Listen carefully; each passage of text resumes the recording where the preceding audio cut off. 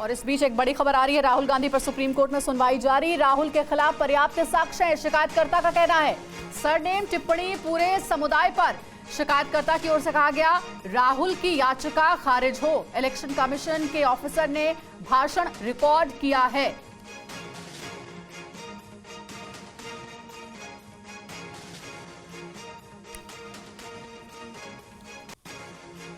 तो देखिए, राहुल गांधी को लेकर बड़ा फैसला आने वाला है। राहुल गांधी के वकील सिंघवी ने कहा, पूर्णेश मोदी ने खुद कहा उनका सरनेम मोदी नहीं है।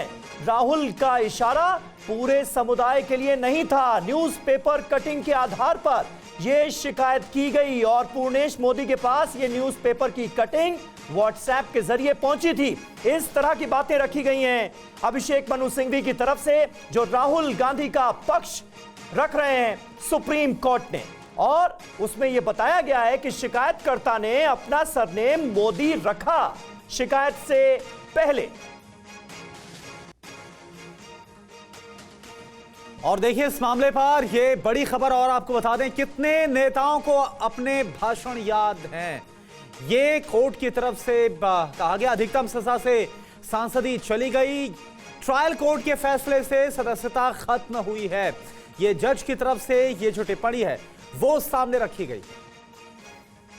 और पीयूष पांडे इस वक्त हमारे साथ सुप्रीम कोर्ट से लाइव जुड़े हुए हैं। पीयूष, पहले सेशंस कोर्ट, इसके बाद गुजरात हाई कोर्ट, लेकिन अब राहुल गांधी को उम्मीद है सुप्रीम कोर्ट से। क्या इस वक्त हो रहा है, किस तरह से जो दलीलें हैं वो सामने रखी जा रही है?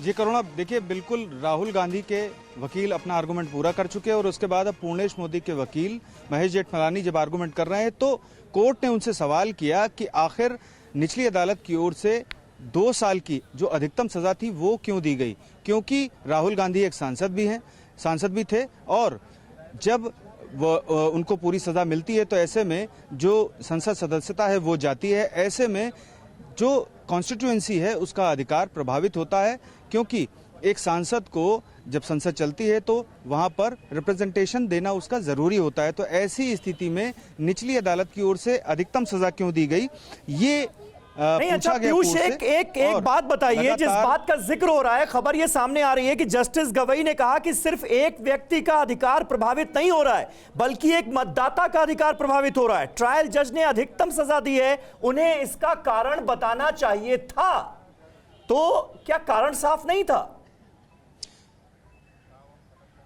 बिल्कुल, देखिए उसमें कारण स्पष्ट नहीं था।